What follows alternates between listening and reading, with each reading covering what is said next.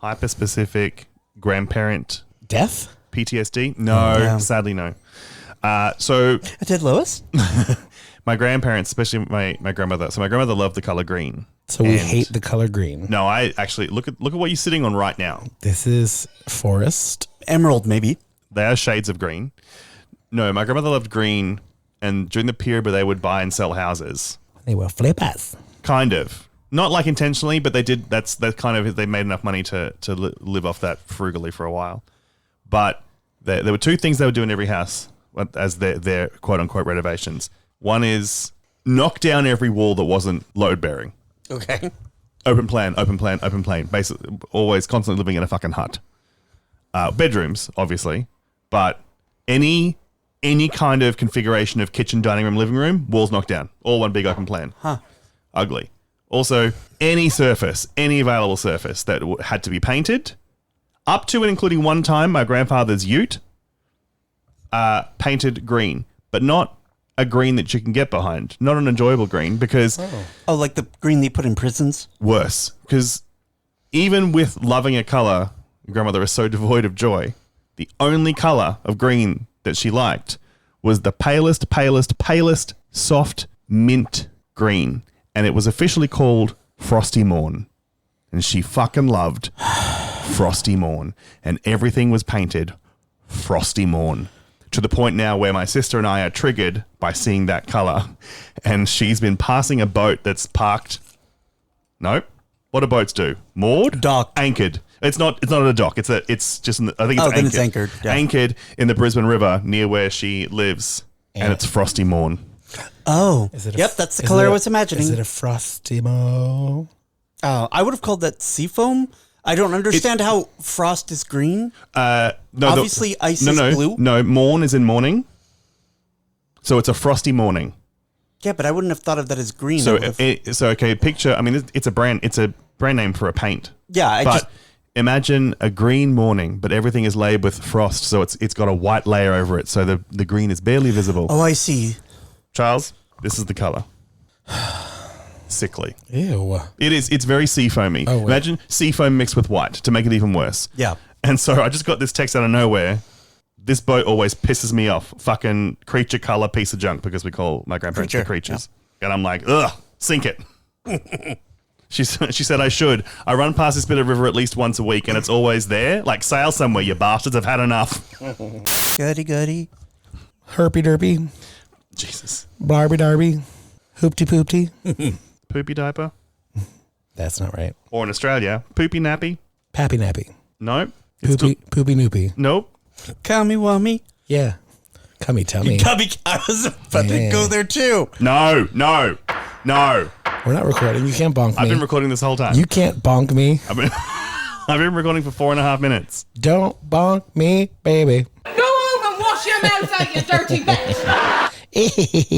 Now to do my favorite movie. What's your damage, Heather? Can I ask you a favor? Can you shut that window again? I opened it to let some cooler air in because 3 adult bodies in here warming up the place. Because we're so hot? So hot. It was so hot. It was so hot. Is that a yes or no? It's getting hot in here, so put the goddamn air conditioner in. It is in. It just can't be used because it's filled with mold. Hooray! Get in the little brush thing and clean it out. No, it's that we've been through this. It's the nationally recalled model. And you've had a whole year and a half to have Tyson come fix it. It's less than a year, but yes. It's getting hot in here, so hot, so take out all that mold. I am getting so hot, I want to take that mold out. There is so much black mold, I'm going to be transphobic. So my nephew, you met. Yes. You have not met. No. Is a little nightmare. Yeah, young version of you. Mm-hmm, I'm aware. Who is also a small Charles. Okay, so you are aware. I know. No, because my sister stole my face, he also kind of has my face. Yeah. And he looks like a baby Charles. He does. He has some obsessions, like wearing gloves in public a lot. He doesn't like touching other people. Like, I won't get into his school issues, but recently, for the very first time in his life, he ate shrimp. Turns out, allergic. Oh. Real bad allergic. Oh no. And has been in the hospital in and out for like the last 2 weeks, getting pumped full of drugs to get it to calm down, and like obviously no more shrimp. And I was on the phone with him very briefly because they were in the hospital, and I was like, "Hey, buddy, that sucks. You know, I hope you're feeling okay, and I hope you feel better and get to leave the hospital soon." And he just goes, "No." And Fucking hell. I was like, "What?" And my sister took the phone back from him, and she's like, "What'd you say?" I was like, "I told him to feel better." And he said, "No." And she was like, "Yeah, he's in this weird phase where he thinks that if he says if you say the opposite of something, it will happen. So if you say feel better to him, he thinks he's going to get worse." And then so she's like, "Do you want to try again and just tell him the opposite of what you want him to do?" And just like figure, I don't know. I have to talk to him in like reverse riddles a lot. I was like, "Okay." So she hands the phone back to my 7-year-old nephew, and I go, "Hey, buddy, your mom just filled me in. So you're in the hospital, and I hope you die." And he went, "Thank you," and handed the phone back to my sister. Jesus. And I was like, yeah, I can make that work for me. That kid is going to do really well in theater. But I was like, that is my nephew. Yeah, it is, isn't it? Yeah. Yeah. So if you're listening to this, Wyatt, I hope you die. We all hope you die, Wyatt. Yeah. I hope Tess come back and you're allergic to everything. Hi, I'm Charles, and is that Sue Ellen's costume? Do let me take it to her before her fat mother has a heart attack. I'm Reed, and poverty frightens me, I guess. And I'm Christopher, and we don't talk about my mother. She's bad. And this is Dirty Little Horror. First of all, a podcast takes a lot of work, okay? You have to organize the guests, you have to do a Google Calendar, and you build a following. It takes a long fucking time, and I've been working on it for a while. Look at me, Damien. It's all for you. What have you done to him, you maniac? Don't you ever raise your voice at me. I am your mother. Movies don't create psychos. Movies make psychos more creative. What's blood for, if not for shedding? Look what you did to him. Listen, asshole. Halloween, Texas Chainsaw, Dawn of the Dead, The Hills Have Eyes, Amityville Horror, Last House on the Left, Friday the 13th, and A Nightmare on Elm Street, My Bloody Valentine, When a Stranger Calls, Prom Night, Black Christmas, House of Wax, The Fog, Piranha. It's one of those, right? Right? Now, I wouldn't normally do this, but honorable mention to the movie quotes we didn't pick, namely, she drops more pills than a three-fingered pharmacist, and also, my one big moment, all bitched up. I do think that the script for this movie is pretty amazing. I think some of the lines are pretty amazing. I like this list we had of quotes. This short list was pretty amazing. That's the last positive thing I'm going to say about this movie. Oh, no. Oh, no. Yeah. Okay. Not Debbie Reynolds? It's the second last positive thing I'm going to say about this movie. Not Shelley Don't Winters. push your luck. I wish I wasn't sick. I can't do anything with my voice right now. You really can't, but you probably should sit up more. I'm sitting up I can fine. I can hear the phlegm pooling It's not pooling. in your esophagus. No, that's just because I'm losing my voice. Is it? Yes. Yeah, but sticky shoes though. My sticky shoes. My sticky shoes. Great stuff. Yeah. Charles, Yes. how did you die this week? Dick cigarette. No. What was that noise? I don't know. What was that noise? I don't know, but that was my genuine no. Oh no. So you lit it on fire at one end and smoked the other end, or? Kind of. That's an on fire rusty trombone, that is. Oh. Yeah. Woo woo. Call the fire department. What happened? That's a real Cincinnati Asher. So since I've been sick, I'm pretty sure I probably stopped breathing. Yeah. But I had have either of you ever sucked your own dick? Yes. Okay. Yeah. No. Okay. Been a while. Oh, Been a long while from yeah. At least since I I think the last time I successfully at least got my tongue on it, I was in my 20s. I was gonna say it's been many years and several kilos since I last sucked my own dick. But yeah, so I used to could. It's not as fun as you think it might be. It's not as fun as you think it would be. No, it's neither like sucking a dick or getting your dick sucked. It isn't. It's a middle ground of both. At some point in the stretching and the attempting and the working towards it, it simply becomes an exercise in stubbornness. Like, I will not let this beat me. I'm not going to let a few ribs get in the way of I'm going to plant my feet on this wall behind my head and walk my way down. Yeah. So I assume because my throat and lungs are full of gunk that I had been about to be woken up by some sort of cough. Yep. Because it's happened for the last week where I'm just like wake up and I'm like, and right before I woke up and hacked my face off, because laying down flat while you're sick sucks, but it's the only way to sleep. I had a dream that I was sucking my own dick, but it was cigarette smoke was coming out of it. Yeah. So I was smoke sucking my own dick. Dick cigarette. A dick cigarette. Were you able to make the little like circles? I wasn't really doing tricks. I think my body was telling me you have to wake up or you're going to die.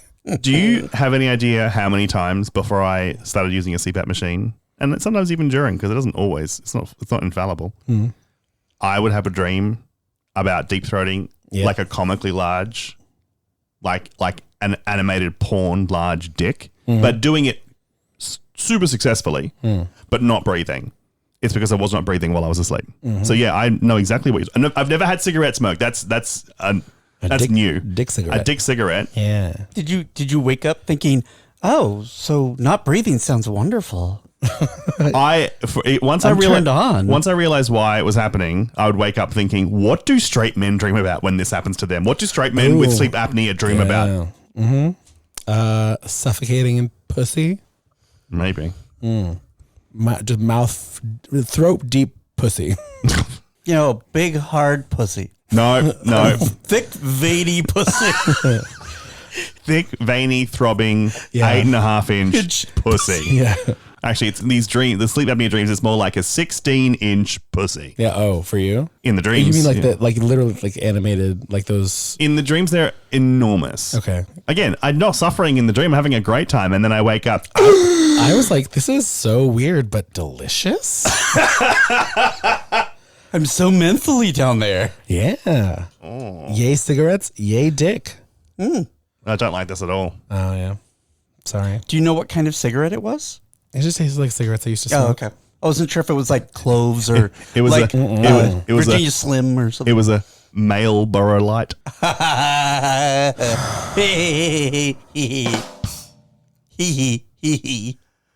don't know any other names of American brand cigarettes, so I can't make more jokes. Camel? Dick. Camel.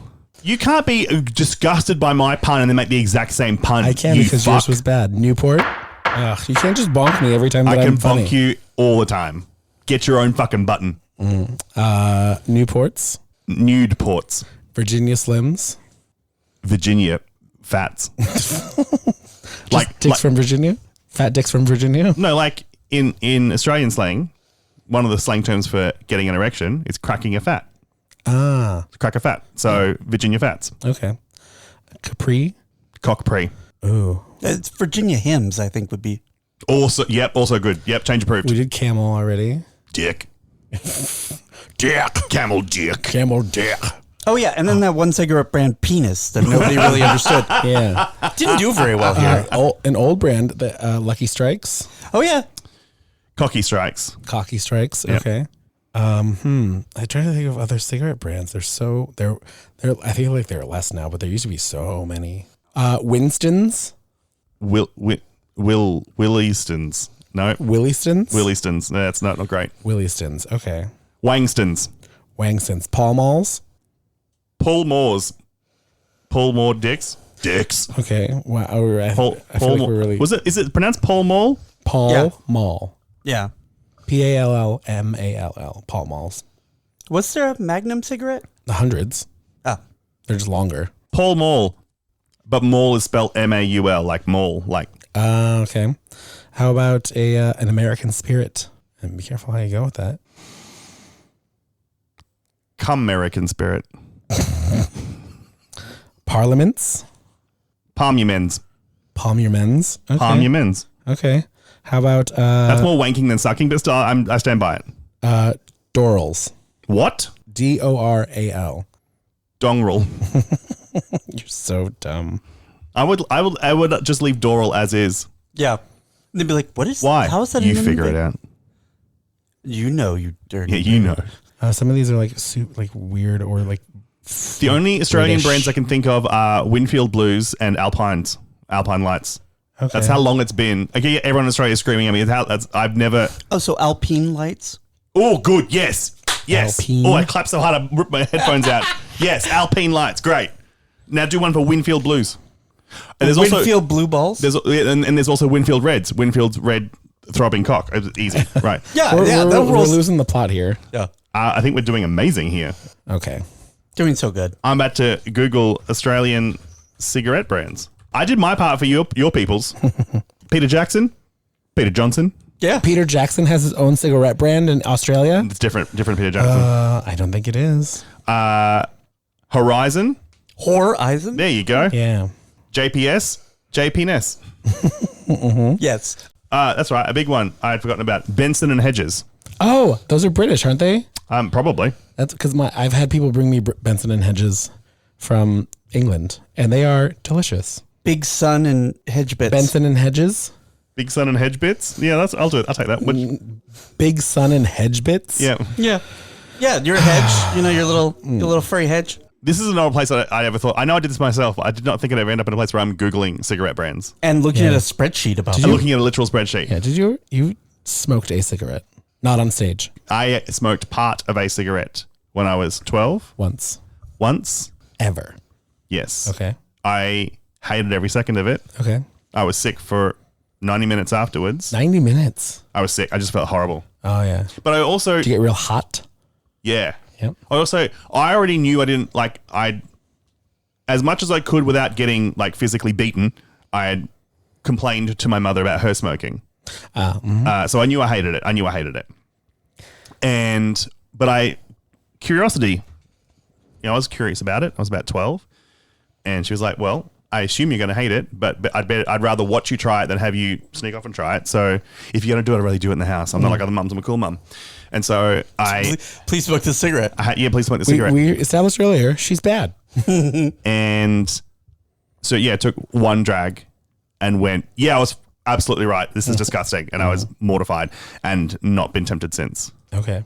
And will actively discourage others from doing it. You?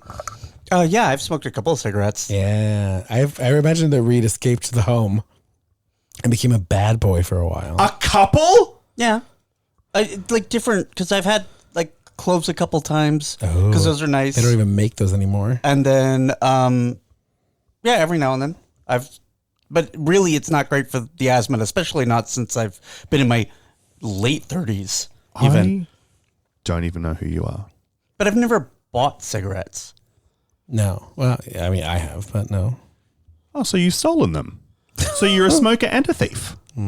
What a way to find out. Oh, and I had a hand-rolled one that I rolled myself. Ugh. I was good at it. Nasty. I don't know I'm not good at rolling them.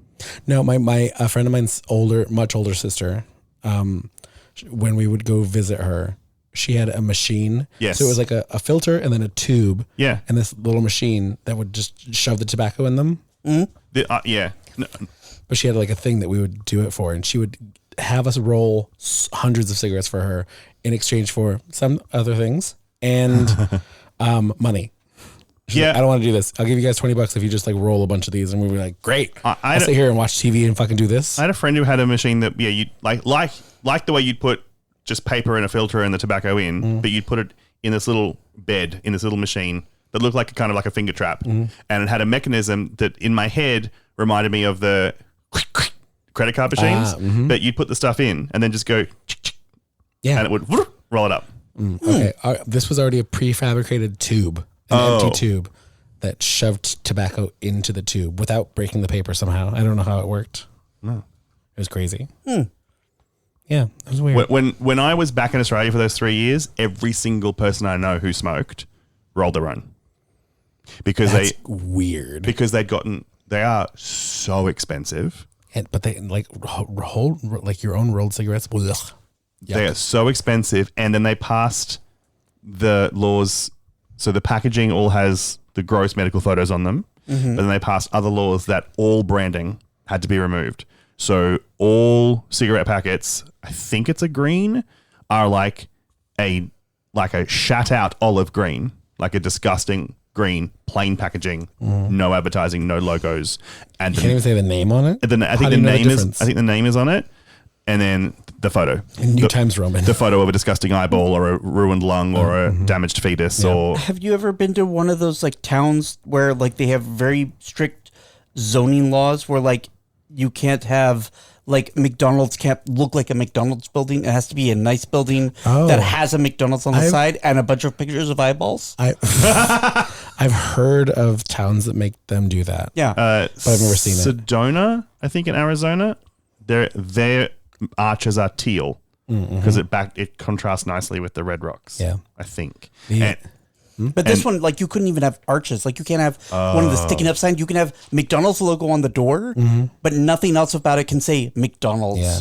Oh. I don't even know if they can have, like, the signs that have the little arches that say drive-through. Oh, shit. Like, I think it has to have a pictures sign. of burgers and shit. Yeah.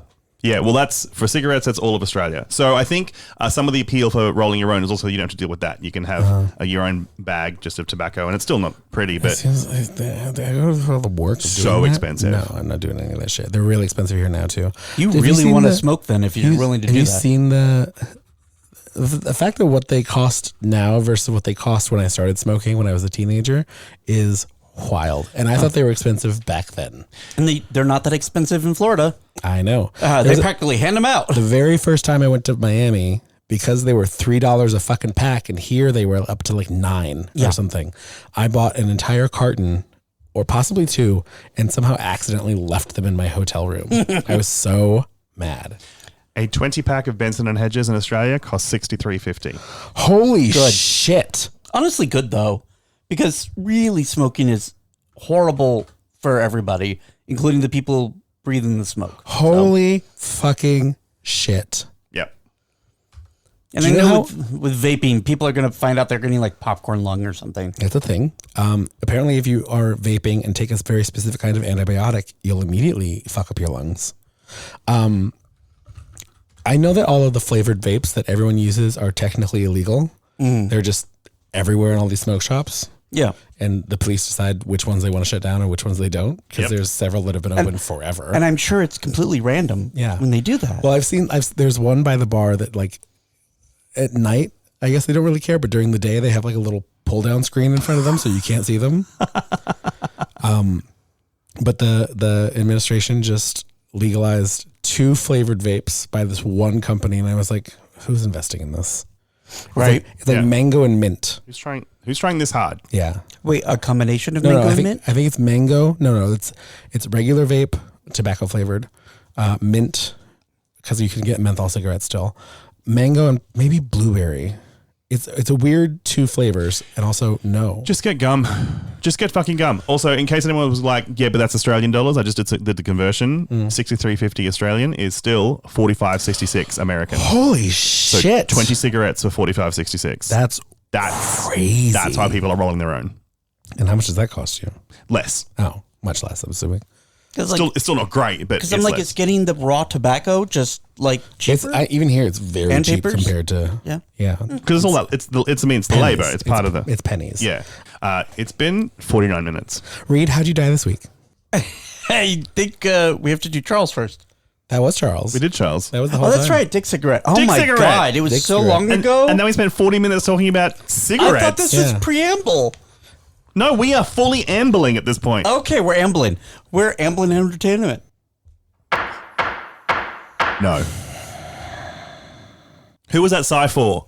The pun or the bonk? This son of a bitch. Oh, do you support the bonk? Yes, Oh. I do. Fine. Bonk, bonk, bonk. Interesting how supportive you are of the bonk when it is not that's not for whom the bonk bonks. It bonks for me. I want that on a t-shirt. It's ask not for whom the bonk bonks. But Christopher and I, you're not around anymore, have moved bonk bonk bonk into real life. Oh no. There's been the occasional, even at work, just bonk bonk bonk. Yeah. Oh no. Yep. Oh no. Oh no. No one knows what it means. No one does. It's great. You know what? That's the way it should be. And you know what? It's been long enough now that no one bothers to ask. Mm-hmm. Everyone's just like, that's something what they're doing. Yep. We'll never penetrate that. Whatever. Oh, you? What? You get right in there. No bonk me. No bonk. Reverse bonk bonk. Recuse bonk. You know what? Recuse. Yep. I approve of the bonk. Thank you. Interesting though. After I introduced you to two tall, hairy bears in leather the other day. Oh my and God. you flirted your ass off for 45 minutes. This is sacrilegious after my wingmanship. Thank God the bar was nearly empty because I was. Do any of our coworkers listen? Nah. Yeah. I derelicted my duties for a solid 45 minutes. I did not do a fucking thing because I was talking to these two very handsome bears from England, and one of them was Australian. And what else did he derelict? Nothing. I literally texted him as he was talking to them, showed them the hallway. I didn't get the text in time. Yeah. But You're talking about his butthole, right? I flirted with them. Go home and wash your mouth out, you dirty bitch! She's just hammering Dawn something French shut. has a gavel now. No, I wasn't for lack of trying, but there was a lot of flirting going on, and they did give an amazing hug at the end. Oh, yeah. Where they stood. They did it to both of us. Yep. I was going to say, were they on either side of you? Either side of us and tried to crush us to death. It was amazing. He hugged them goodbye, and then I went over to hug them goodbye, and they were like, come here. Get in between us. And then they squished me, and Chris went, I want that. So I got one too. Yeah. You're like, I want to go there. I fully whined. Oh, I want that. Yeah. Mm-hmm. But he also said that the second they walked in, I want that. And then I was trying to be like, I pushed someone out of the way to take care of them. And then was like, this is my friend Christopher, who was also Australian. And like I said to Charles, I really thought, because I started talking to him for so long, but he was the one who like made a beeline for them to serve them. I was like, I've spent this whole time cutting Charles's grass. Also, you made a beeline to serve them, but in a different way. I'm not allowed to, I made a beeline to service them. Mm-hmm. Big old slut. Not enough of a slut. Oh boy. Anyway, we are now mutuals on Instagram. Yeah. Excellent. Yeah. And they posted you. Mm-hmm. And they posted me, which did get a lot of people being like, who are they? And did you suck their dicks? Yep. And no. Bad Christopher. They left the next day, which was bonk, so dumb. Bonk, Christopher. Yeah, no, I accept. Because boink, boink, boink. I accept the bonk. Bonk on me. Reed, how did you die this week? Yes. Reed, how did you fucking die this week? Reed, how did you die this week? I died swallowing just so much blood. What? Was it also a penis? Dick cigarette, blood cigarette, no? Dick blood. Dick blood. No, not dick blood. Oh. What happened? I had many, many things stuck up my nose in order Dicks? to try to get the smallest, tiniest little chunk of crusty that my doctor could not get to. Okay. She had to open up like 10 different attachments for the little vacuum. You got your brain scraped? Yeah. And so she's in there and having to twist and turn, and she could see it, and it looked huge. And when she pulls it out, just a little tiny thing. So disappointing. The way that I suffered. Yeah. And then I'm like sneezing blood, and then it just drowned me. So you had a nose abortion. Yes, that's what I said. The way that you and suffered. the placenta was so much smaller than you thought. The way that you suffered. You have so far this afternoon, describing this event to us when you were at the ENT, you've used the word crusty as an adjective and a noun and somehow a verb. Mm-hmm. It's been a real roller coaster. Mm-hmm. Because my brain keeps going into overdrive picturing Krusty. The clown. As an no, if only. No. You want to know the best part? No, I don't. The scope camera? Yeah. She put it on the TV screen so I could watch. Krusty Vision. I don't want to see any of that. It was Crustovision. Yeah, I could see inside of myself. Oh. Ooh, you know what? If I ever need, and I probably will, because we all need it, colonoscopy, I want to watch it on TV. You know they've like put you slightly under for that, right? Oh, no. I've Twilight sleep? I've picked up 2 coworkers from Twilight butt sleep. Is that what we're calling it? Yeah. Change approved. And one of them was still a little bit tiddly. One of them finished an hour before they were supposed to, so I was late, quote unquote, late picking them up because they were just sitting out in the waiting area. And I was like, you were supposed to be done now, and you've been sitting here for an hour, but they wouldn't let him leave. Oh, God. Yeah. I will be due at some point for some Twilight butt sleep, for sure. Yeah. I mean, everyone is. Yeah, everyone is, but I'm reaching that age where it's like... Soon. Like, actually... Do you got a... Christopher, you want to go get the door? Do you have a flashlight and a silicone spatula? Let the doctor in. Yeah. All right. I'll do it for you. And I have the morphine. Yeah. It's government issue. You have to hold the camera. Oh, right. A silicone spatula. No, just slide it right in there. No, it's from Dollywood, so no. I'm not having... No. Isn't that the one you want in there? Of all the spatulas you could? No. Yeah, you're probably right. But thanks to the Moderna vaccine for COVID, I've got quite enough Dolly Parton inside me. Thank you. Mm-hmm. I think every time that I go get a booster, I'm so happy every time they're like, it's Moderna. Is that okay? Yep. Yes. Fuck yeah, it's okay. It's Pepsi. The Dolly vaccine. Is this the Dolly Parton one? I really love Pepsi. I really love Dolly Parton. Yeah. What are you talking about? Parton's Parton. So you had a nose abortion. Yeah, nose abortion. And just drowned in my own blood. Ugh. But are the airways clear now? Decently, although I've been coughing. Today? No, because I'm still bleeding. Yeah. Every now and then. There's still blood running down the back of his throat. Why are you still bleeding? And not from a large dick. No. From large probing utensils. But you clot, so are you not going to just make more crusties? I guess. Well, I think the blood isn't from having pulled out the crusty. It was from the wiggling so many metal objects in there. Did they give you a good saline rinse before you left? No. What? No. Really? After shoving all that crap up your face? Yeah. Ugh. I only got the light spritz of the lidocaine. And she was like, oh, that would be, there you go. And here we go. Be a weird feeling. It's like rubbing icy hot up your nose. Yeah, I've got a roll on lidocaine. Just shove that up your snores. Yeah, that's what they do whenever they put the scope in. Is they give me a little. Smells smell like lidocaine. Christopher, yes. How did you die this week? I died today from. It's either chronic impoliteness or me becoming a grumpy old man. Porque no los dos. Mm-hmm. So I put this in the group chat today, but I'm going to retell the story. Mm-hmm. So I was taking my trash out. Hold on real quick before we go into this so I can look it up. What's the name of this movie? Because I've typed in so far, what happened to Helen? What's Helen's problem? And what's Helen's issue? What the fuck's up with Diane? Yeah. What's the matter with Helen? What's your damage, Heather? Yeah. What's the matter? Yeah.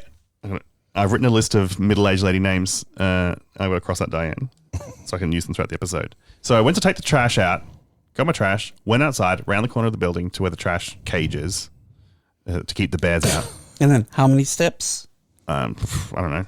Something. It's a 14-second trip.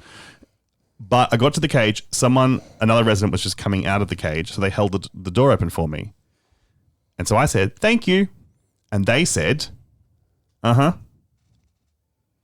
And I was like, oh, okay. I guess I'll just go fuck myself then. And I got really in my thoughts about it, and I was putting the trash in the right places, and I was doing the thing I always do whenever I start feeling feelings or thinking thoughts, and I started drafting and rehearsing in my head a stand-up bit about it, like a bit of material that I will never perform or even write down. But I was in the middle of doing that, put the trash down, I was walking my way back, and I was still forming this stand-up material in my head about the time I said someone thank you, and they replied with, uh-huh. And this woman was holding the door. She was coming out the door of the apartment building, and she held the door open for me. And I said, thank you. And she said, mm-hmm.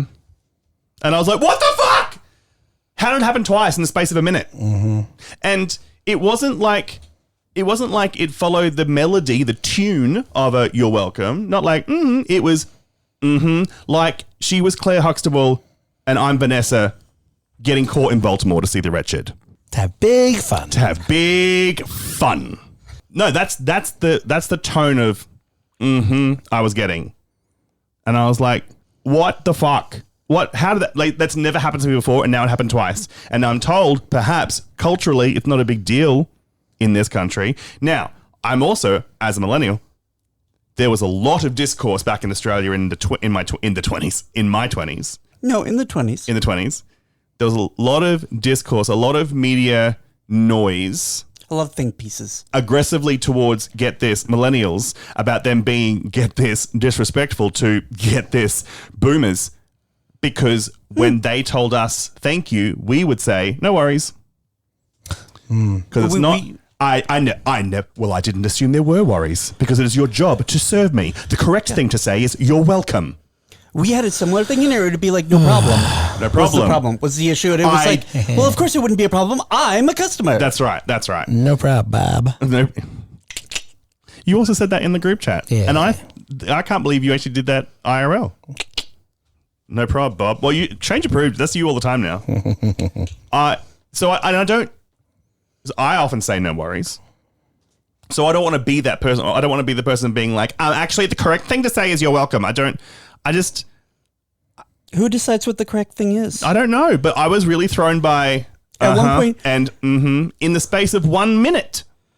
At one point, the correct thing to say would be, forsooth, my lord, 'tis an honor and privy. I want to hear that. You know? Like, kids don't say privy thee, my lord, these days. Privy is a toilet? You mean prithy. Prithy. Yeah. Nobody says prithy. Prissy. Prithy thee, my lord. Toilet me, my lord. Prissy thee, my lord. Nobody says that anymore. No one Why says that don't anymore. they? We used to be a proper country. Well, one of my thoughts then was my brain went real sideways and I was like, am I invisible? And then I was like, no, you're not invisible because I held the door open for you. And I'm like, am I mute? Did I lose my voice? And they didn't hear me say thank you. So they're just going, because of my rudeness. But I definitely said thank you. I said it out loud with my mouth words. But also, isn't the whole point of thanks to be like, you did something for me? Why do you expect them to return? Because they've already now done something for you and not saying you're welcome. So then the follow-up question to myself would be, would I have preferred in either instance that they said nothing? And I think I would have. Really? Well, because if they hold it open for me and I say thank you and they don't say anything, nothing is worse. No, if they say nothing, like Reed said, that exchange is concluded. That is something nice for me. I thanked them. That's it. To then follow up with, then yep. I don't know. Is my thank you being dismissed, diminished? I don't think that they're thinking about it as much as you're thinking about it. No, look, the hours have passed. In the subsequent hours since then, it turns out I don't care. But at the time, I was miffed. And then I was thinking about how we used to get yelled at, or the media used to yell at us for saying no worries. And over here, it was no problem. No problem, Bob. No problem, Bob finger guns. I'm actually trying to pivot more because no worries is default. It's just a reflex. I'm trying to pivot to saying in response to thank you, of course. Because every time someone says that to me, I'm dazzled and delighted and like happy for a good solid 90 seconds afterwards. Because it's such a, I don't know, the implication of it. Of course I would do whatever nice thing I've just done for you. Of course. Thank you. Of course. Oh, I love it. Ah, my liege. Prithy. Prithy, my lord. Prissy. I am fascinated by how much your emotional state is regulated by social niceties. Yeah, I feel. Yeah, you need to live in the South where people are much more polite and mean. Yeah, in a mean way. Yeah. No, I don't want that. Yeah. Bless your heart. I don't want that. Oh, she deserves to have an owl shit in her hat. How you like the complimentary? Oh, that's very similar to an Australian. I hope all your chooks turn into emus and kick your dunny over. Yeah. It doesn't roll off the tongue the same way. It doesn't, but it really gets the message across. It's not something you could say while you're like passing to the street. I hope your chooks turn into emus and kick your dunny over. Hey. See, that Good. That's a nice, really gets to the point. Yeah. Selfie boy. Selfie boy. What they were saying is, we've been through this. They were saying selfie time. Okay. Yeah, I like selfie boy. Yeah. So did he. We put it in my phone, in his phone. My name. Been in my phone for almost the entire time I've known you. 10 years. Selfie boy. 10 years. No, you weren't selfie boy the entire time. Dude, I only lived there for 6 more months before I moved over here. You were in my phone before selfie boy. Yeah, but it happened within that same calendar. It happened in 2016. Sure. Well. You changed my name in your phone to Selfie Boy in 2016. It is now 2026. It has been 10 years. It's simple fucking math. Thank you. Why don't you take a selfie and shut the fuck up? Prithee, toilet. Prissy, my lord. My liege. My liege. Wow, I'm upset by that. Or like legion. Yeah, it's just weird. As I said, it turns out I don't actually care. Because I forgot about it until I had to remember it for my death. You dumb bitch. Well, I still have the automatic retail, if somebody says thank you for doing something for them that is part of your job, you're like, no, thank you. Oh, God, that's disgusting. That is... And I still find myself doing vile. That is feral. Despicable. I believe that was taught to me by like a district manager who drove one of those trucks that has never ever seen a rusted chain or a bag of feed. Never left the bitumen. Life. Never once left the bitumen. Yeah, not once. The only worst thing is being like dressed down by somebody who drives a Hummer. As like, you have no moral right to speak to me. Never let anyone with a Hummer speak to me like that. Ever. Sorry. As we discussed in the group chat, all those insane retail rules of how you talk to customers are handed down by people who've never themselves worked a day in retail. Yeah. Because if they did, they'd have a fucking clue. It's why I never succeeded in retail. Customer service, yes. Retail, no. Did you try upselling the customer? No, because I respect them as a person. I did not. Because everything we have is crap. They came to me, not even that, maybe. They came to me with the things they wanted. Yeah. I assume they know their needs better than I know their needs. So I didn't ask them if they need to upsell to other things they did not ask for. If you try to upsell me or give me or like ask if I need help, possibly more than once. We were at Macy's the other day and I was like, get me the fuck out of here. Get me away from these people. Oh my God. And why is it always that they want to bother you when you don't need help? But when you do need help, can't find anyone. No, it was like when we were looking at the Keels. Just like not even I actually might have bought something, and then the person came over and they're like, "Are you guys looking for a face cream or a face wash?" Get away from me. Yeah. If you try to upsell me, walking away. If you upsell me, I'm going to down buy. Yep. If you try to upsell me something, if you try to offer me a credit card for your in-store credit card, I'm dropping everything in my hands and walking out. Or like that dude in that store when we were looking at keychains, if you just stand 2 feet away from me and look at me, just stare directly at you, I will leave. Yep. The worst thing is when you get the person that's like, did you want to start a credit card? And they're like shaking their head at you, being like, you never, ever, unless it is a department store. Like I love my Macy's card and I love my Bloomingdale's card because the what you can get for on sale there. Oh yeah. With that card wild during holidays is crazy, which is really the only time I shop there. 100%. It's the card that gives you 25% off the purchase. A lot more than that sometimes. Yeah. Again, I really only go shopping there on holidays. President's Day. I like that you can't think of another holiday. President's Day. And then the next year when President's Day rolls around again. President's Day. Memorial Day. I don't even know when President's Day is. I always get them all backwards. I have no idea if we've passed it or not. President's Day? You did that one already, right? I think so. I still know when it's the Queen's birthday weekend, and it's not even that anymore. It's now the King's birthday weekend. They moved it? They were born on the same day? It's weird that she was his mother if they were born. No, the Queen's birthday happened on the 1st or 2nd. I think it was the first Monday in June. Her actual birthday was April 21. Oh. But they put it in June because it was the nicest weather in England for a grand day. So that day is still the same now for the King. Even though his birthday is, I don't give a fuck when. No, not one at all. It's kind of like how at one point they would actually change their name to be like Edward No, he had the 416th. He had the choice too. He opted to stay with Charles. Okay. And so did Elizabeth. It's a good name. Well, and then makes her Elizabeth II. Yes. And he's Charles the third. Well, bitch. Do you think you're winning because you're one number higher? Yeah. Yeah, I do. Charles the Fourth over here, motherfuckers. Jesus. All right. That's crazy. And an hour 15, we should move on to a movie. Yeah. Let's do that. It is 11 o'clock. This week. Tis. That's all right. This plot of this movie is paper thin. We'll get through it in 20 minutes. This week, we have given the choice to Reed, who has once again presented us with a movie that is not a horror. There are multiple deaths. There's blood everywhere, and someone goes crazy. Okay. Yeah. If you cherry pick those facts, it seems very enticing. There's a dead body. Do we mention the 3 separate Debbie Reynolds tap dancing breaks? Oh, yeah. Always. All right. This week, the movie Reed's choice is What the Fuck's Up Barbara's Ass? No, sorry. What's the Matter with Helen? And now, So you met someone and now you know how it feels. Somebody cut me. Somebody out there cut me. Goody goody. I wanted to see you bleed.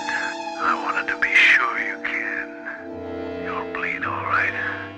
So will the other one. Debbie Reynolds is Adele.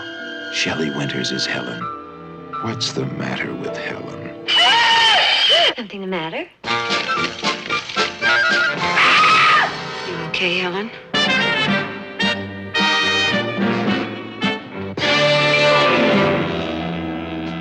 Helen? Animal crackers in my soup. Monkeys and rabbits loop the loop. No, that man's dangerous. He may be just a harmless crank. Got so deep, but I have fun.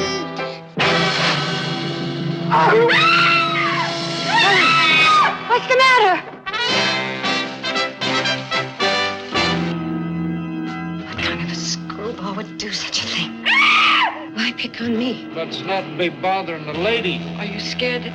Yes, of course I am. I'm scared as hell. I'm so sorry. I always seem to frighten you, don't I? Surprise entrances are one thing, Mr. Starr. Snooping is another. How right you are. Adele, please don't turn on the light.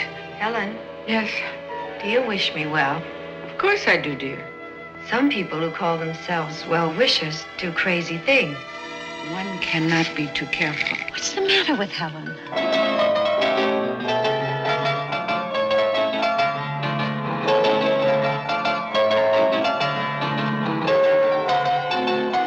What's the matter with Helen? Credit where it's due. That trailer is amazing. That trailer was incredible. I recommend everyone watch that trailer. Skip the movie. Watch that trailer. No. That I did not realize just how much Shelley Winters screamed in that thing. Yeah. Every time someone appeared on screen. Ah! Yeah. She's having a nervous breakdown. Fun fact. Shelley Winters was having a nervous breakdown while making that film. Yep. Oh, yeah. I was reading that. They were like, maybe you shouldn't play someone Is having it a nervous breakdown? her own doctors or studio executives begged her not to they do were the like- movie? They're like, no. And apparently she couldn't be stopped. Yep. Ink's dry on the papers. Gotta make a movie. You hated this movie. I, once again, unfortunately, have to side with Reed. I had an amazing time had fun. watching a terrible movie. It's definitely in that quotable midnight movie camp. Show your friends how weird this is. So camp. No, so here's the thing. Here's where this differs from, say, Troll 2. I would watch this again. I would. Period. That's one of the biggest differences. I do enjoy its camp factor. It's very silly. And if we were having a homosexual movie night, I'd be like, that was a winner. It was not a horror movie. Okay. And yes, Reed, there's a lot of screaming and some blood and dead bodies in it. And she goes full Jigsaw at the end. And phone calls. Hello, Shelley. Yep. Her name's Helen. Shelley Winters. Yeah, no, but the character she's playing's name is Helen. Yeah. What's shoved up your chooch, Miranda? Yeah. Fuck, I never to cross out Miranda. Fucking hell. Damn it. What's got Carol Ann's knickers in a knot? There we go. Crawled up your ass and died, Badoo. Helen Badoo? Yeah. Get fucked. This movie made me mad because it was not a horror movie, but especially now watching that trailer, that movie was great and stupid. I think that by the standards at the time, it was probably considered a lot scarier because remember, people fainted when they watched Psycho. Yeah. And that's not. It's a genius movie, but it's not scary. Yeah. It's not scary by today's standards at all. It's well done and it's suspenseful, and in that whole hagsploitation era that came after what happened to Baby Jane. Yeah. Because this is 71. Even title wise, this is really riding on that coat. Yeah. It has that at a certain point. It's not only hagsploitation, but would it be like a prepositional exploitation? Yeah. Is that where you have like what and where and why and when? Is that preposition? That's journalism. Who, what, when, why, and where? Yeah, but the type of word that is, isn't it? Who are you asking? Yes. Yeah, preposition exploitation. No. Preposition is a Interrogative. word like with. Are they interrogatives? It might be interrogative. What type of word is what, where, when, why, how? They're interrogatives. Oh, interrogative exploitation. So interrogative exploitation. Yeah, because I know a preposition is with, because you're not supposed to end a sentence with. But fuck it. Yeah, you're not supposed to start a sentence with and either. You do it all the time. People, shut up. Yeah, language is a living thing. There's that stupid old joke about never ending a sentence with a preposition. Something like, that is a kind of pedantry up with which I shall not put. There you go. Yeah. Or grammar. Or what is the other one? The Designing Women. The joke, at least I heard on Designing Women, she was like, "What do y'all do up there in New York?" Well, we don't end sentences with prepositions. And she was like, "What do you all do up there, bitch?" I'm saying it wrong, but you know. Let's do admin for this movie. Oh, let's. Do so let's. I do have a question though first. Yeah. Y'all thought like Debbie Reynolds' Adele impression was terrible, right? Like mine's better. She didn't even do an accent. Adele. I don't know. Adele. I don't know how to break this to you. I don't want to hurt your feelings. That I do. Let me tell him. Her Adele is with 2 L's, so I think it's a different Adele. Adele. It's more like an Adele. It's an Adele. Adele. Oh no. Adele. Also, we solved a mystery today about the male name Link. Oh yeah, I was wondering like and I'm Link. Turns out short for Lincoln. Never even occurred to me. Not short for Elvin Twink? No. Not short for Chain Link. Weird. Those are all the names I know. This is my son, Chain Link. Well, we call him Link for short. Yeah. A fence. A real chain link.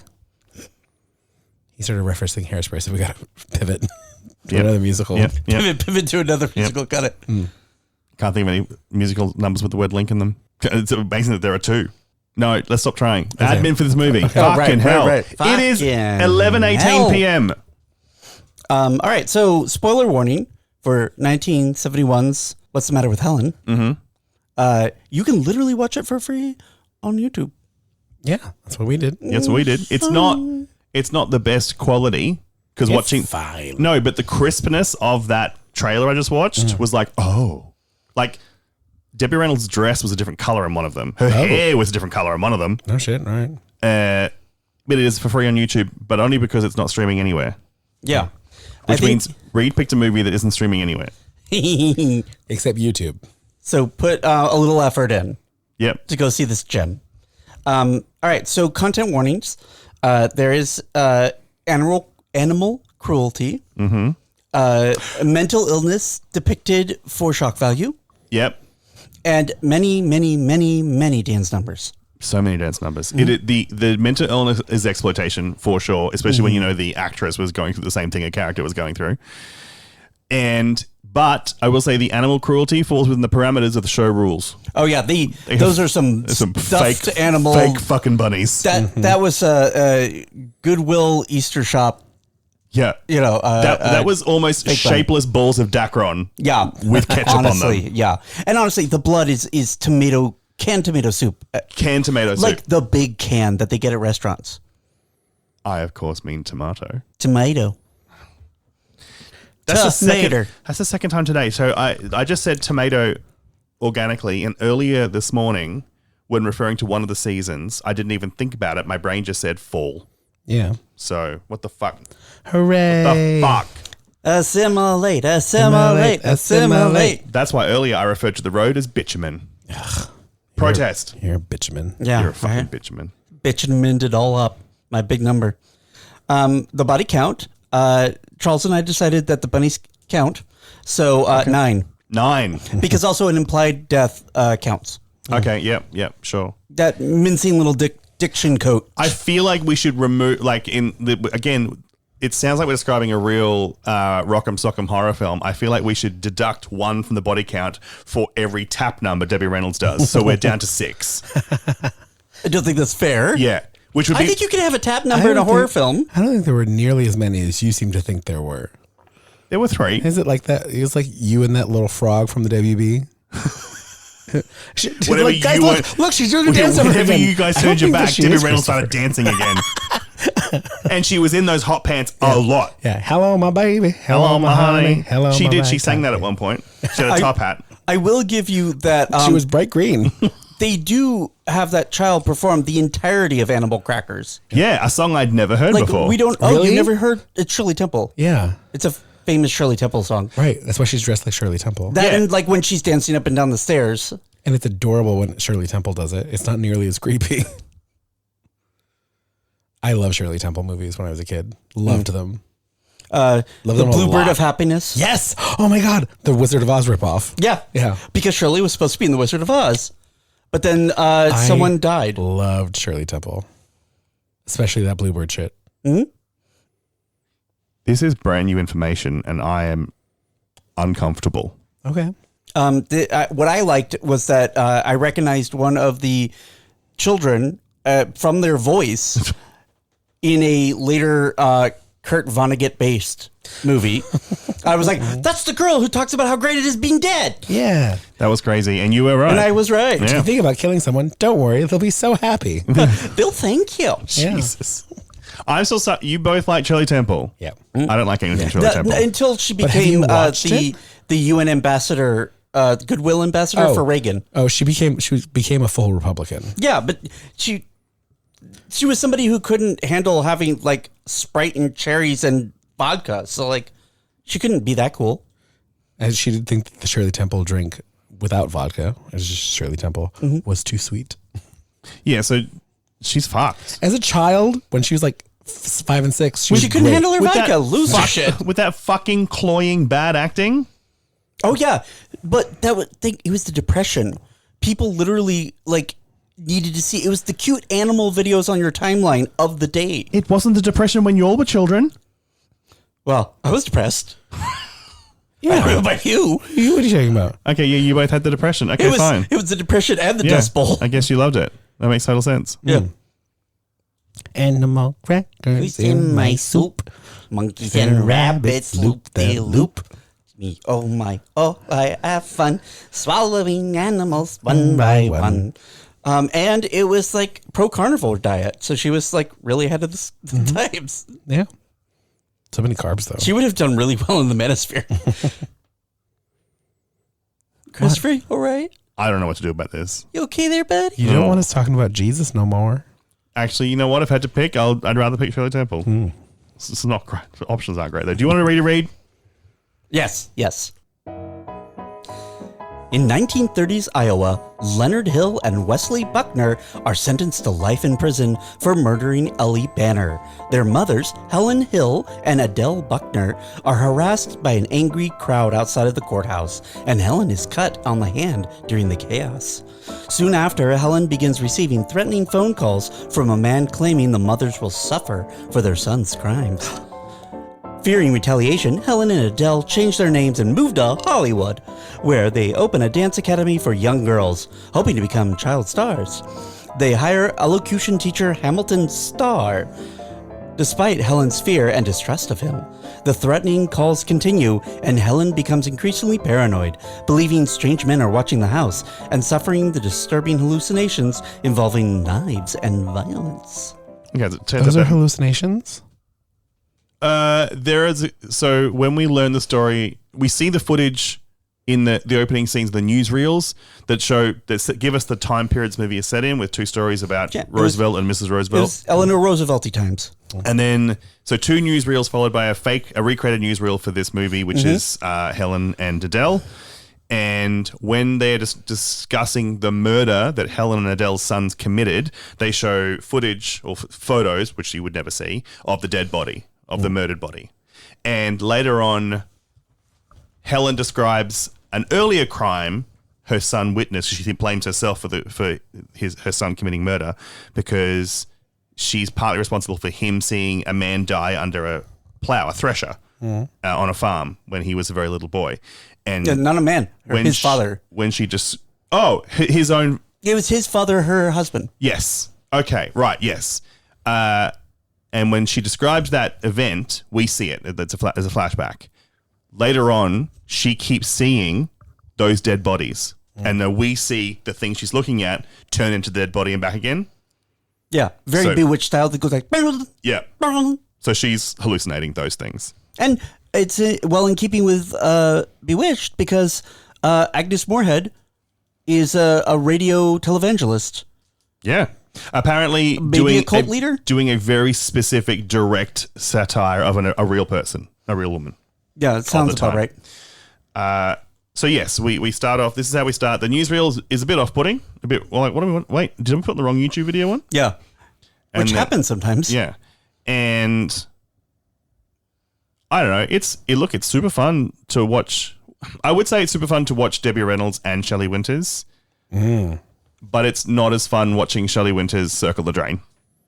Yeah, I didn't realize until I was looking it up for quotes. While we were like gathering quotes, that she was having a bit of a minty bee. Yeah, and not in a like. I get part of it is like, oh my god, that poor woman, but also part of it is apparently she made everyone else's lives hell. Yeah. So Also, while we're discussing the IMDb trivia, Debbie Reynolds paid for over half the film herself out of her own pocket. Good for her. Yeah, she was in a sitcom at the time on NBC. Will and Grace.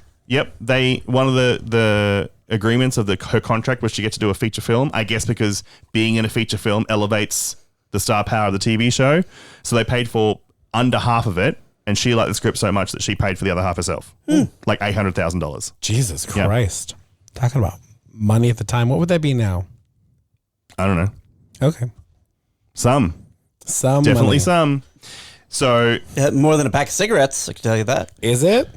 So when you barely, but yes. When you consider that, I mean, it makes sense that there would be 7 tap dance numbers with Debbie Reynolds. Seems how this number keeps growing. I don't know what you're talking about. Those 8 tap dance numbers were the best 9 numbers I've ever seen. And makes up for all the deaths. Balances it all out. There are now minus. There are now actually 2 people were born on this movie when you factor in all of Debbie Reynolds' dance breaks. Hey, I didn't even count the husband. That's the equivalent of $6.52 million today. That's an investment. Yeah, it seemed like never put your own money up. I mean, I don't know how well this movie did. It might have been a flop, but never put your own money up. We learned that from J-Lo. That's right. Look, Debbie Reynolds comes out great in this. Sure. It's funny that actually, she does. She looks amazing. No, she looks amazing. Look, I will say, looks snatched when she's dead. Like, there are some points. Now, we've all seen her doing her impression of Meryl Streep, and there are some points in this movie where she is doing that legitimately. So, Meryl Streep, who? Bitch, you were doing it first. She does do a really great soap opera turn where the hair does the bounce, but it's like she is facing one direction and instantaneously is facing the other. Yeah. And only the hair moves. I assume she's giving layers or like contrast to Shelley Winters and the screaming, because she does whisper, like she speaks so softly at times. But when she's being deliberate and a bit menacing, sounds great. Like I I really loved her in this. Mm-hmm. Like when they decide to take care of the body, and then she's like, and then Helen, I want you to leave. Mm. Or I think it's specifically like, I want you out. Yeah. Nope, this movie did not achieve commercial success. It did not. Okay. It is crazy though to like we want to start new lives. I can't stand this notoriety. Everyone knows who we are. So let's move to A, Hollywood, and B, start a school to create child stars. Mm-hmm. You could do anything. I've seen Dance Moms. You could open a haberdashery. But the thing is, you might have missed is that the cutout of her in that outfit is she owned like a dance studio in that town as well. So she was kind of like, well, I know how to dance and I know how to teach dancing. It's the only thing I know how to do. I'm a woman in the 70s. So I think she did like maybe vaudeville or something. Yeah. Teaching. One assumes she was once a star of some sort. Yeah. She's going to go to high school and then beauty college and then get married. But she got to skip all that. You're quoting the wrong thing. You're quoting that Kurt Vonnegut thing. I know. Fucking. Which I loved when I showed you the clip of that. It was this film is based on a book by Kurt Vonnegut. He hated it. He hated it. I was like, I love it. You know what? So did I, to be honest. No, I didn't. It was amazing. It was weird. I loved it. I don't ever want to watch it again. So yeah, we get this movie's like, I don't know. Yes, on the whole, it was fun. It is a glacial start though. Oh yeah. It takes us fucking forever. All three of those Debbie Reynolds tap numbers happen in this first read, right? No, don't they? One of them happens at the pinnacle after Animal Crackers. Oh yeah. At the dance recital for the kiddies. Because she does one great moment. She's the showstopper. Where she's like, now, girls, you're going to want to do that exact same dancing, but let's give it some zazz. I'll show you. And then she comes out in her little hot pants and let's go. Yeah, and she goes tippity tap in the way that normally cocaine Christopher. The editing would be like, see, we're showing her legs. She's tap dancing. It's definitely her. Then cut to her face. And they panned up because they were like, no, she's really dancing. Yeah. It was the 1971 equivalent of Catherine Zeta-Jones getting a short bob for Chicago because no one is going to accuse me of using a body double. Yep. They were like, you will keep that camera on me and pan up. Yeah. It was like it's like the Scorsese one shot or the one take. Yeah. Or what did they call it? It's the one shot, right? The James Wan, The Conjuring one shot. Yeah. He invented it. And then Scorsese ripped it off for a Godfather. What a piece of shit. Sure. Was it Godfather? The Godfather? We are a movie podcast. I knew I'd used the wrong term. I just want to issue a correction. I also used the wrong grammar term, so we're really doing well. Formal correction. One does not pan up. Panning is specifically side to side with a swing. Oh. So they just tilted? To move the camera side to side is to truck. To swivel it is to pan. To move a camera up and down is to pedestal. I believe what we got, though, was a tilt. Yeah, I think that's what it was. Was it a pedestal? No, because it like slowly moved up. Did it do... Sorry, people who are listening and not watching. Did it do this or did it do this? I think it was more like looking down at her feet and looking up. Okay, so we got... I think it was... so it was a tilt. A tilt, okay. A tilt. Because I know the dolly one, because that's the one where it's like... There's a type where it's like the zoom. It was used in a couple things, but usually it's used for like the shot where somebody comes to sudden realization and it zooms in really quick. Yeah, that's not just it's not zooming; it's a dolly. A dolly. And I'd known that in the past as being a track. You track in, but so if you're anyone interested in the camera movements, if you move the camera back and forward, in and out, that's a dolly. Side to side is a truck. Up and down is a pedestal. If you tilt it side to side, it's a pan. No, sorry. If you swivel it side to side, it's a pan. If you swivel it up and down, it's a tilt. And if you swivel the camera like sideways, that's a roll. The more you know, shooting star. And that's a wrap. And a wrap is what happens when you finish. Also, it's a way to eat a sandwich. Yeah, the best kind. And it's a way to talk real fast to music.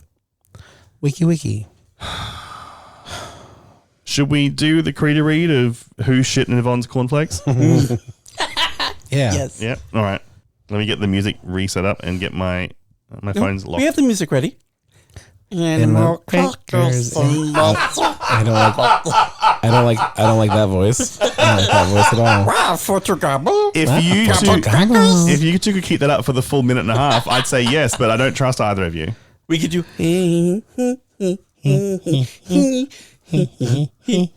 Yeah, I've heard you two sing the words to one from Chorus Line. One. Chorus line of people. And also the words to Into the Woods. Into the woods and into the woods and into the woods. You're both fucked. All right. Part 2.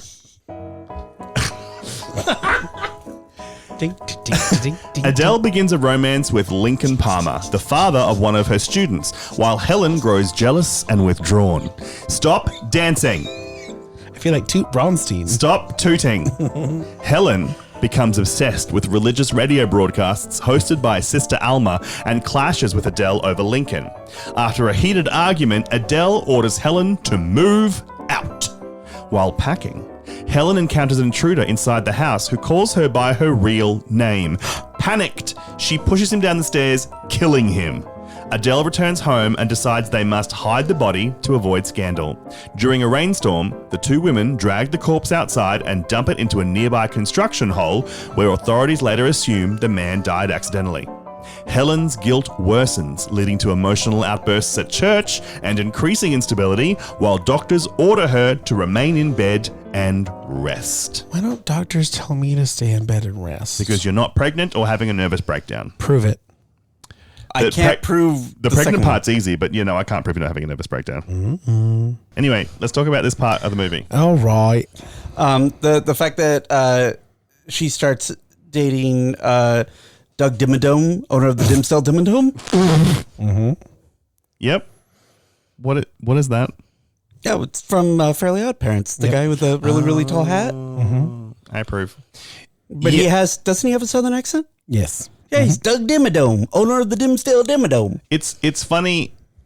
The story gives us a reason to meet him, but the story makes him out to be a dickhead, and then suddenly he's the romantic interest. Yeah. Because he is intentionally dressing his daughter in dance costumes, dance rehearsal outfits, rather, different to all the other girls, even though the school has rules that everyone looks the same, so there's none of this standing out, none of this, the children aren't made to feel uncomfortable. The daughter herself hates it. The other children hate it. The teachers, well, Helen and Adele, say, you're not allowed to do that. And he's like, I want my girl to stand out. By the way, you're real pretty. Yeah, and then... You want to go on a date with me? And she's immediately like, okay. Yeah, You know what? Fuck it. Yeah. And he's like, do you know I have $4 million? She's like, yes, let's go. And once again, the hot pants come out and then off. That's not a tap number because the legs are in the air. She's tapping on the ceiling. What she's doing. And then at dinner, he pays some guy to offer to dance with her on... it's not flamingo dancing. What was it? It was the tango. Tango. And it was surprisingly... It's called the tango, Maureen. Yeah.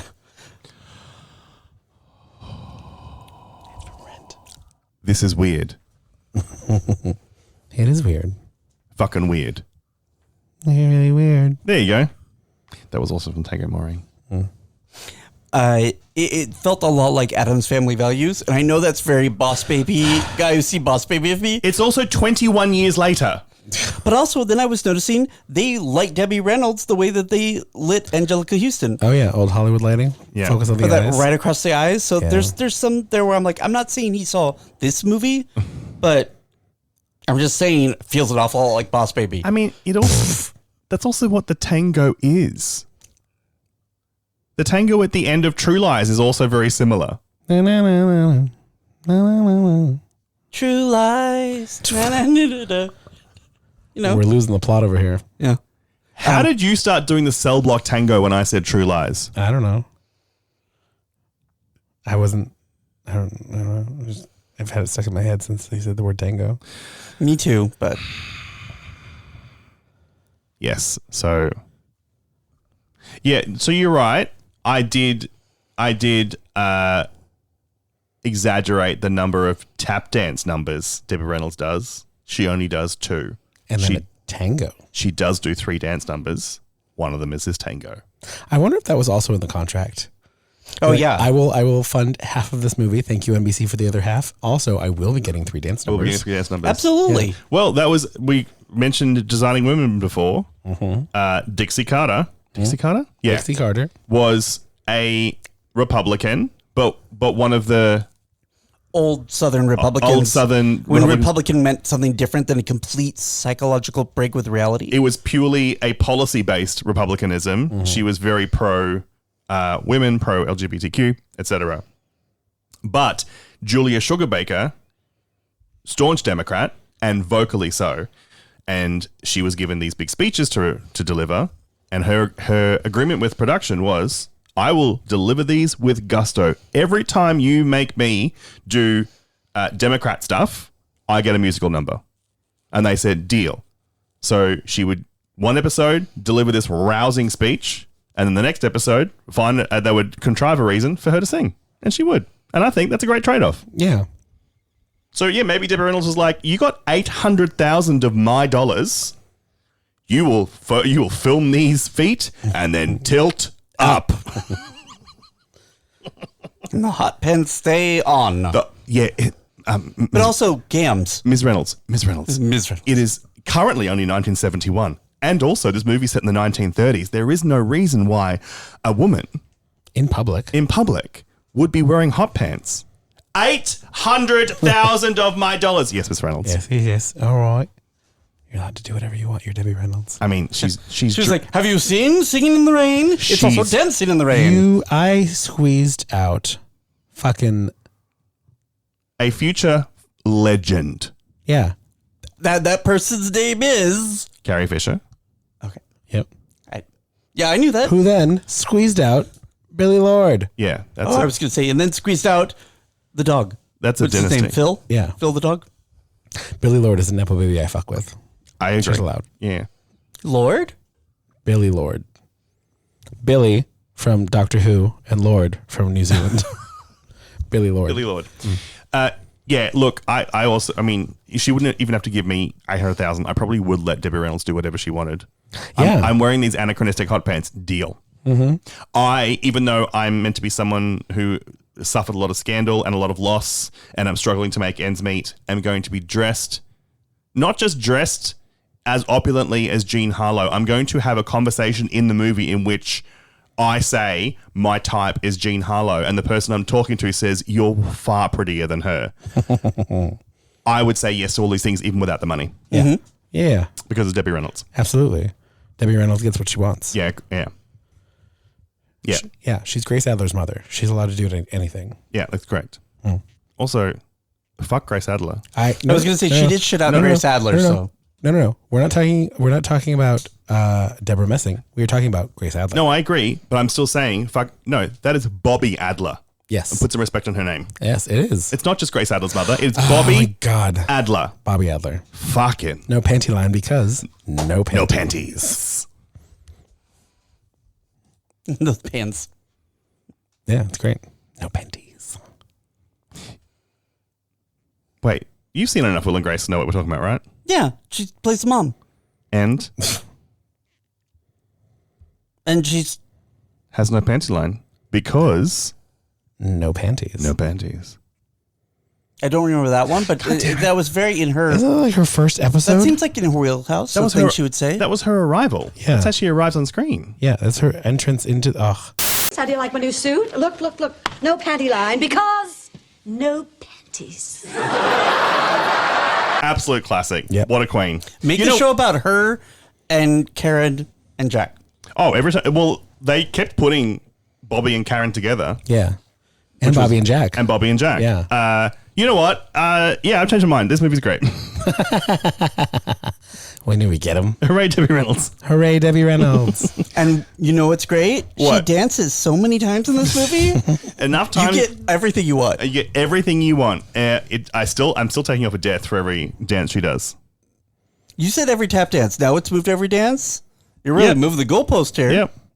And I'm taking off a rabbit death every time she wears a hot pants, so there's no rabbit deaths either. My God. Oh. Yep. I'm taking another death. No, I'm not. I still think it's hilarious that she has a scene in which she's like, well, my Hollywood type, you got to know what your type is. I'm Jean Harlow. but you're much prettier than her. Oh my God, thank you. Yeah. That's Yeah, that's thank great. you so much. That's great. That's cracking. Anything else happen in this section we need to talk about? Oh, well, Shirley Winters kills someone. Yeah. All right.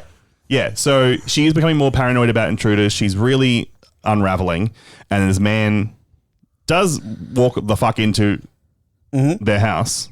But so she gets a letter with her original last name, and without reading it, she throws it away. And then the man comes to her house. Would too. And she sees a figure in another night. There's like a figure under the streetlight. Yep. Of a man just watching them, which in general, I get it. Just by dint of being a woman, she would be scared of a man. Now with in the 70s, do you think that was still a time when nobody locked their doors? No, because I feel like people just entered people's homes all the time, be like, "Oh, I'm here." No, definitely not in this movie because they make a big thing of like. But we're in the locking 30s doors. too. We're in the 30s, yeah. Yeah, because remember the talkies are on their way, and that's why you need elocution lessons. That's right. Okay, but I feel like it's still of the era. They do lock the door a lot, though. Yeah. Yeah. Okay. And they make like a big thing of it. And I don't know. The Sidney Prescott click, click, click, click, click, click, click. Yeah. See, there's a lot of stuff I remember watching on TV as a kid that I thought was just weird things you people did in America. And now I know it's just done because it's easier for film and TV. Just saves time. I thought you all habitually hung up the phone without saying goodbye. So that was crazy. Okay. I did think... Does a lot of Australian TV and movies say hello and goodbye? Yeah. Or goodbye? Yeah, goodbye at least. Good boy. And I thought every American household had decanted orange juice in a special cute looking jug. Oh, yeah. And I thought that was the height of more middle classerism. And I thought when you had that orange juice, you only ever drank an inch of it at a time. Yeah. But then that's what they did for film and TV. Too much But they sugar. also did that with milk too, like the milk in a container, and I do think that was kind of like a highbrow thing. Yeah. Or it was a like in that era where do you want, women were supposed to be like married, and so they already got like dishes, and that was the opulence of like after the World War II. Do you want like decanted stuff in an open jug, just getting stale in your fridge? It was, yeah. I mean, it helped with both brand placement and also noise. Right. Rather than having a glass bottle of anything clinking about, it was just a plastic jug. But here's the thing: the reason so many tourists come into the bar and say, "I'll have a beer," I still believe is because of every single movie and TV show, which again now realize is because of brand placement. Say, I will have a beer. I'll have a beer. Or they'll order a sandwich. Again, I've talked about this at length before, that you go into a deli and say, I'll have turkey on rye. So just rye bread, turkey, rye bread. But they come up with this full salad sandwich. So I don't know if, what I'm saying is, I don't know if people locked their doors or not, because we did get a lot of, in TV and film, a lot of, hello, the door was unlocked. No one answered, so I thought I'd come in. Yeah. Did people actually do that? Or they just help propel a story forward? It's like, I didn't break, I just entered. Yeah, exactly. But I mean, do you think that those are the same people that they would also go to like a multiplex and just be like, one, please? Yeah. For the talkie picture show. One. Yeah. I mean, granted, they showed like what rotating movie with little shorts in between it the entire day. So. Oh, yeah. Back in the days, you'd actually just ask for one and just watch whatever was just playing. One, please. So anyway, he goes into the house. He's up the stairs. When he runs into her, she screams as she does. And he's like, Helen Hunt, whatever. Yes, it was Helen Hunt. Yeah. Helen Hunt, is it? Did you get my letter that I sent to you? Helen. And she's like, oh, fuck, no, and pushes him down the stairs and he dies. Yeah. And then they do, Helen Badu. Adele comes home and finds the body and says, okay, well, you fucked this up.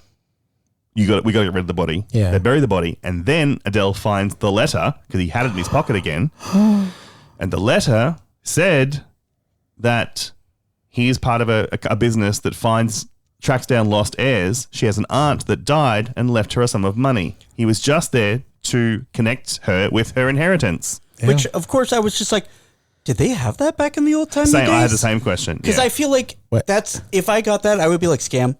What, inheritances? Yeah. I mean, if I got a letter saying I had an inheritance, scam or not, I would follow that through to its conclusion. Yeah. I'd follow that through until the point they asked me for money. But I guess that's how people get those haunted mansions. Yeah, exactly. Oh, somebody has to go find you and be like, oh, you had an uncle who died, and all you have to do is stay in this house one night. I mean, spoiler. Done. No, he wasn't. But at the time, I fully bought it. And I was like, oh, what a great tragic twist. Because that was the whole thing. Yeah, it was a very like Twilight Zone twist of like, it turned out that you were just crazy. Yeah. Just crazy, Just Helen. crazy. You killed an innocent man. You've been dead the whole time. What's the matter with Helen? Mm-hmm. Yeah. The matter is that she likes pushing people down the stairs. Why is Jody such a fucking bitch? Have I used Barbara? No. I'll uncross it out. I'll just circle it again. I've used the rest. I've only got 2 left. Fuck. Well, we're near the end. It's time to do part 3 anyway. So. Oh, okay. Time for the conclusion of what's your fucking issue, Rebecca? Nice. Oh,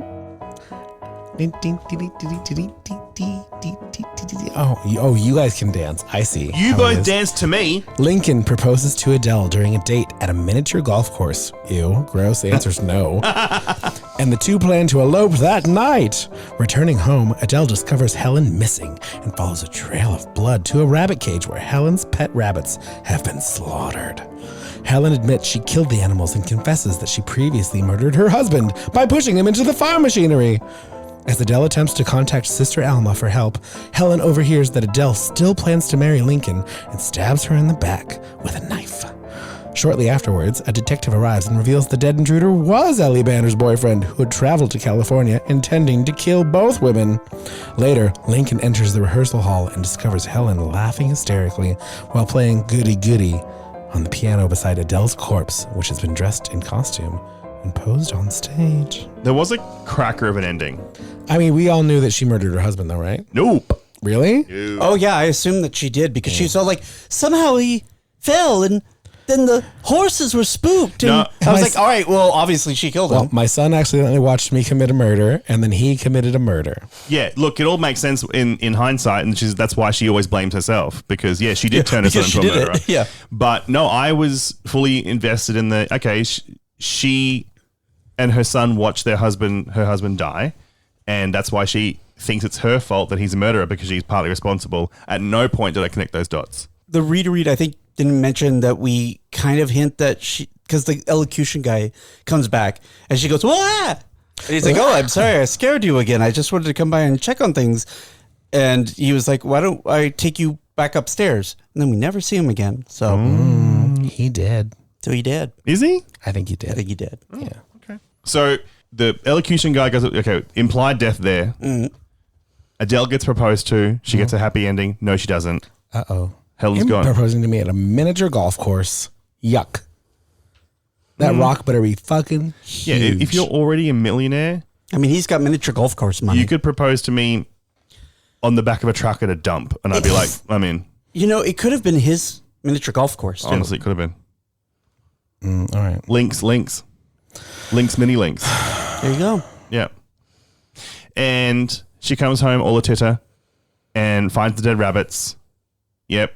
Helen confesses. Kills her. I killed him, I did. Well, she had to be like, because she was like, I couldn't leave them.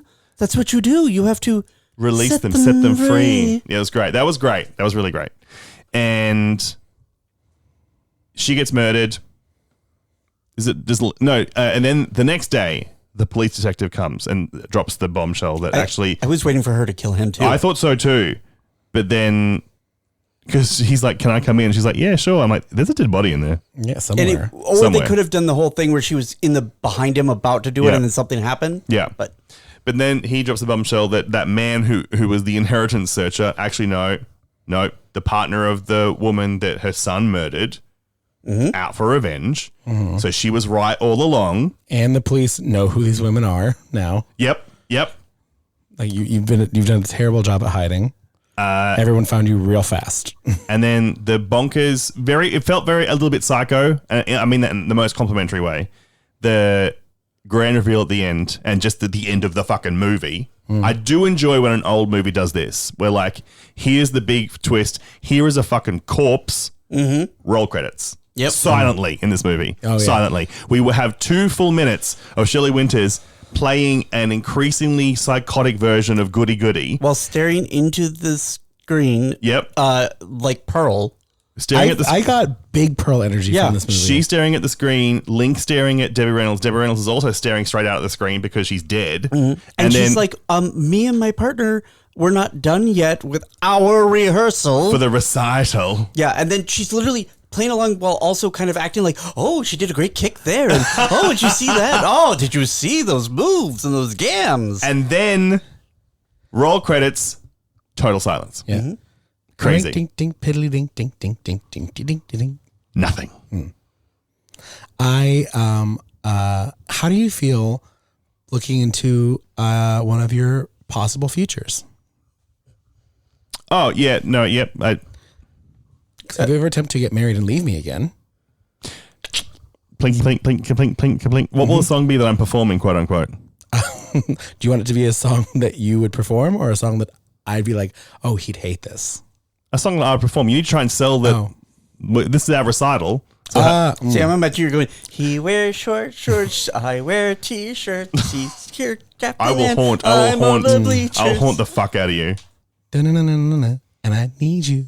Oh, And I miss you. And now I wonder. me propped up on a piano, just being rolled down a hill outside Yeah. somewhere. Cronk. Just fly my corpse to San Francisco, put me at the top there on a piano. Yeah. Great. That's cruel, and I don't like it. Drive him into a cigarette shop. Perfect. Bottom of the hill cigarette God shop. damn it. Top of the hill piano. Vanessa Carlton style. Piano Wow. Christian. Yeah, I assume that's how I'm going to go. Yeah. Yeah. Try it. No. Okay. You got away with it once. Yeah, I know.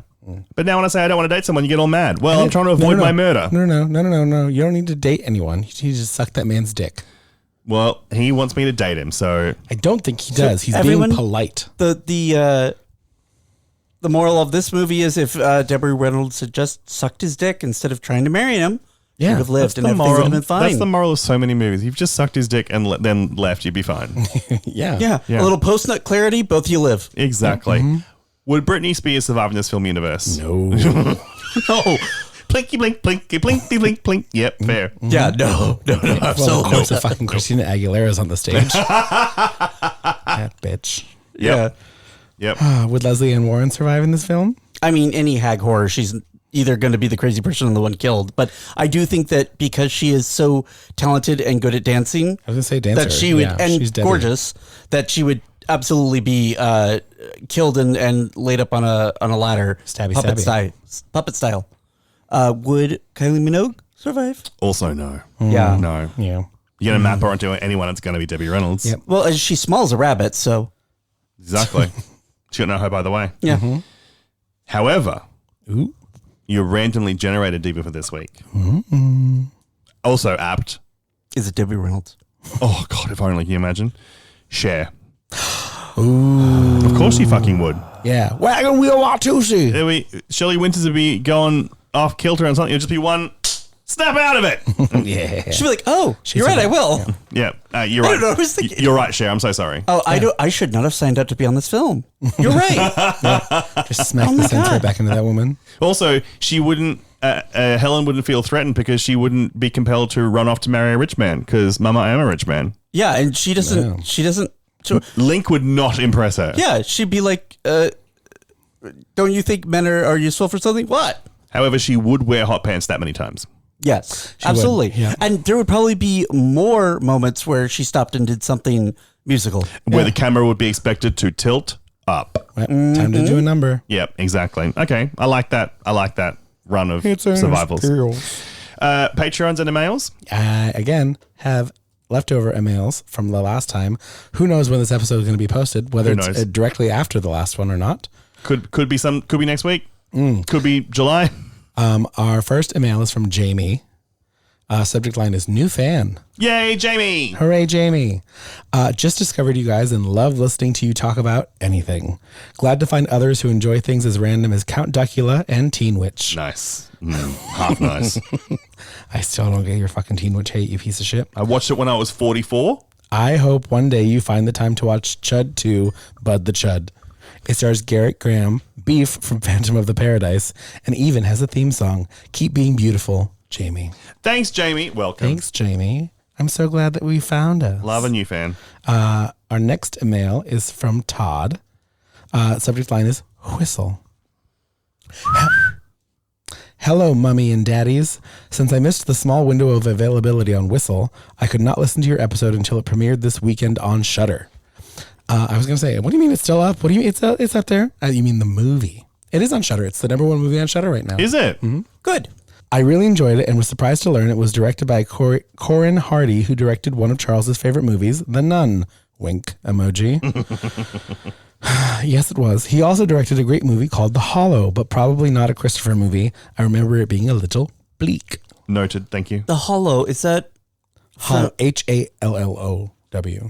The Hallow. The Hollow? The Hallow. Hello. But back to Whistle. You said it had a happy ending. Did none of you see the mid-credit scene? I can tell you right now, we didn't. We all left that theater before any of that. I mean, we liked the movie, but I did not. I heard about sit around for the mid-credits. mid or end credit scene after we watched it. What happened to my happy lesbians? Or are you ignoring it to keep the happy ending? Well, at this point, we're going to ignore it to keep the happy ending, but now I'm going to have to look it up on YouTube afterwards. I thought it was a great little twist to have the new student blow on the whistle in front of the entire school body, including our two protagonists who survived the whistle. Oh, we saw that. Shit. So it's like, no, we did not. We saw the girl find it in the oh yeah, but in the locker. Was that mid credit? I thought that was still a movie. That was the end of the movie. We saw her find it. We did not see her whistle on it. Oh. We did see her find it. So there's more of it. Yeah, we saw her find it. I thought she wasn't about to blow it. We did see her find it. Yeah, we saw her find it. So there's more to that. Shit, eh? I know I'm late to the cabin discussion, but I mentioned my grandparents' cabin in an email you read on the Whistle episode. We drove through Centralia. I think our cabin qualified as a cabin because it had no running water, an outhouse, and bears. Do you live in a cabin? Possibly. That fulfills all the criteria for a cabin. It's not a chalet or a chateau. That is a cabin. Although bears, I'm out. Unless you build a moat. It also had porcupines. I'm in. Who would chew on the outhouse and eat toilet paper. Aw. The toilet paper had to be kept in an old metal coffee can to keep them from getting it. I took my boyfriend along one time and he refused to use the outhouse and didn't poop for 3 days. Oh my God. I'm not sure how he did it. I hate spiders and bugs, but when you gotta go, you gotta go. Yeah, look, I would hate. I mean, I lived in a place where I had to use an outhouse. Obviously, someone's not a bottom. I would. That's not true. It must have excellent control. You don't know. If I had to sort of say at a cabin that had an outhouse, yeah, I would not want to use it. But at some point, I'd have to. I wouldn't be holding it in like that. I would have too many poop cramps. Yeah, you don't want to poop at work, but you do. Worst case scenario, take your family for a walk because I gotta. Yeah, you guys gotta go stroll through a bridge or something. Yeah, go for a fucking hike. Yeah, go look at a tree. Go look at a tree. Stand on the other side of the yard. Just go over there. Literally. One more question for Christopher. You mentioned not having any horror short stories to read. I have 2 that I've written. Would you want to read them? Yes. If so, I would be happy to share them with you. Should you like them and want to do the audiobook version, I would be ever so flattered. Yes. Now, as you may or may not know, I'm currently doing chapters of a novel. So they're currently in process, but absolutely email them to dirtylittlehorrorpodcast@gmail.com. That's dirtylittlehorrorpodcast@gmail.com. How I died this week. Too much outdoor activity. Being an antisocial vampire who prefers the dark solitude of night, having to spend 3 days socializing at outdoor events this weekend vaporized me into dust. Poof. Swept into the dustbin. Todd. Great sign off. I should be put that on your auto response to all movies. Swept into the dustbin. Emails. Todd. We have one last final email from Amanda. The subject line is happy birthday, Charles. Well, this is much time after the fact. Still, on the day this has been recorded, it's the day after. So suck a fat one. You suck a fat one. Sure. You suck a fat one. Present it. That was the sound of. Sorry. That was a fly, and then Foley. great Foley. This just went like a frog. Hello, my baby. Hello, my honey. I know you won't be seeing this on your actual birthday, but I still wanted to give you a happy. Can I skip this part? No. I'll read it if you like. Yeah, here. We'll sing it. I don't like reading about myself. I know you won't see this on your actual birthday, but I still wanted to give a big happy birthday to Charles, as we are almost birthday twins. Mine's the 16th. It's about time that you have hit a very special milestone in life, turning 21. It's actually 27. Mm-hmm. We all know the real age, 27. Mm-hmm. But out of respect for your birthday, I will not use that terrible, horrible number, 27, in this email. I'm sorry, Christopher, but sometimes you got to let him win. No, I agree. On his birthday, I'm very enthusiastic about the fact that you're 27. Thanks for all the laughs and making my commute to work so fun. I recently started all of the episodes over just so I can re-listen to some of my favorite deaths, like blood farts or ninja nipple spiders, or some of the funny random sayings like street pills or bees. Re-listening to old emails from Fancy and Refined Genevieve, fucking Nico, and the great show wrecker Reed, who is a wonderful addition to the podcast. And I'm always trying to find a way to squeeze in a poco no los dos in any conversation. How I died this week, hopefully from alcohol poisoning and too much dancing with all of my friends on my birthday. Yay. Love you guys. Alcohol poisoning. Yay, Amanda. Yeah, alcohol poisoning. Yay. Don't let this hit your ankle. Did you try and put your ankle in the path so you can complain about I thought it? you said, let me try to hit your ankle. I said, don't let this hit your ankle. I heard, let me try to hit your ankle. And then you were like, oh, sure, Leah, please hurt me with this brick. Ow. Ow. That sounds like an old-timey phrase, like, don't let this hit you on the ankle. Toots. Yeah. Don't let the door hit ya where the good Lord split ya. Oh, in the vagina. All right, that's the end of the show, I think. Yeah. This is crazy. You all are crazy. It's after midnight. You can find everything you need for this show at dirtylhorrorpod.com. It has all of our episodes. You can email us via form submission. You can also email us directly at dirtylittlehorrorpodcast@gmail.com. Todd, is it? Todd? Todd, send your short stories. You can also find links to our Patreon if you want to support us. If you're a part of our Patreon, you get access to our Discord where we have chats about all sorts of fucking shit all the fucking time. Otherwise, you can find Charles at Charles Rockhill. ROCKHILL. You can find Reed at Reed Black Comics on Instagram. And you can find me at Chrisopotamia. This has been Dirty Little Horror. Until next week. Try not to die.